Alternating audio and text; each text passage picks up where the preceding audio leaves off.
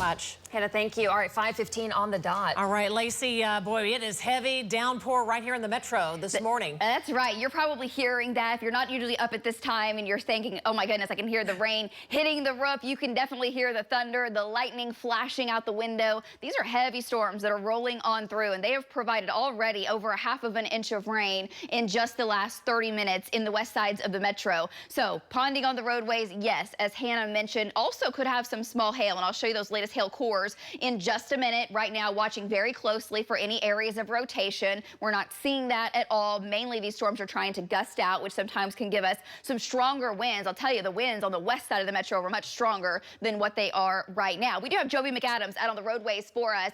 Joby, man, these storms, they are producing a lot of water. Give folks an update here on a Friday morning. Yeah, Lacey, I'm on I-40 heading eastbound right now, right at I-35 junction. There's putting lots of water on the road. It's hard to see. It's very loud. There's been lots of lightning. I haven't seen any hail at the moment, but I've been driving up and down I-35 right now. It's just hard to see the road, hard to see the lanes, so just got to be careful out there. Back to you.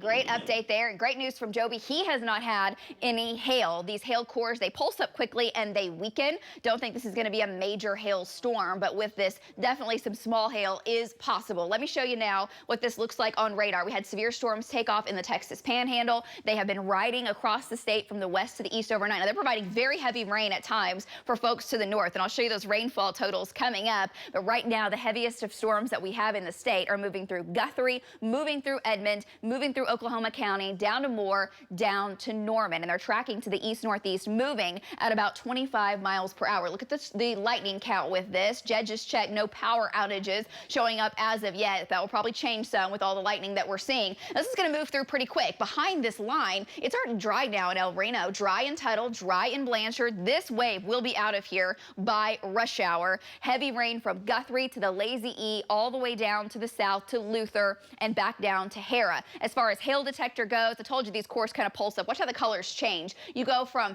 pea to dime size hail, some pockets that could crank out a quick quarter or two. Hail detector even ramped up there for a second with the chance for some golf ball size hail. That's probably overdone this morning, but that's how these storms are kind of fluctuating as they make their way off towards the east. Zooming in a little bit closer where the hail is currently from Arcadia, already making its way down to Tinker Air Force Base, and then down to basically the east sides of Moore and the north sides of Norman. That's the strongest core that we have in the state, and the blinding rain goes all the way back to Yukon, all the way down to Will Rogers World Airport. It's going to lay down 1/2 inch to 1 inch of rain in spots before it moves on out. We'll have to deal with the remnants of this, the rain on the roadways, of course, coming up through rush hour. Heavy rain from basically Mustang to Moore, Norman, Noble, and this is making its way to the northeast. There's a few thunderstorms now coming into Shawnee. No areas of spin. What you're seeing on shear rate, which we always watch mile by mile, is just showing where the winds are kind of gusting out away from those storms, where you could have 35 to 45 mile an hour winds, but no areas where things are tucking back in and spinning. It's all one direction. It's going from the west to the east, and it's that red line that you see from Luther to Choctaw, back down to Stella and east and north Norman. There's the line bowing out, headed towards Stella, coming through Norman, down to Noble. Winds within this, 45 miles per hour. Right now, the strongest wind that we're finding is about 35. With rainfall out of this, this is just rain in the last hour. I know it says 12 hours, but this is the rain that we have had in just the last hour in central Oklahoma, up to 7/10 inch and more, 1.2 inches in Mustang. So some regional flooding, localized flooding is going to be possible as these storms move on through. I put a track on the leading edge coming into Norman. Well, it's coming there now, coming into Wellston at 5:33, Tryon at 5:52, Perkins at 5:52, and Chandler at 5:57. Roads are wet. It's 63 degrees. We've got a cold front coming in, but it is slow moving. It's way up here. We're in the 60s, the 70s now. We look to have a chance to warm up. There you can see the winds are gusting stronger right in that complex of storms, 20, 30, 35 miles per hour. Could have a gust of 45 within that. We warm up today.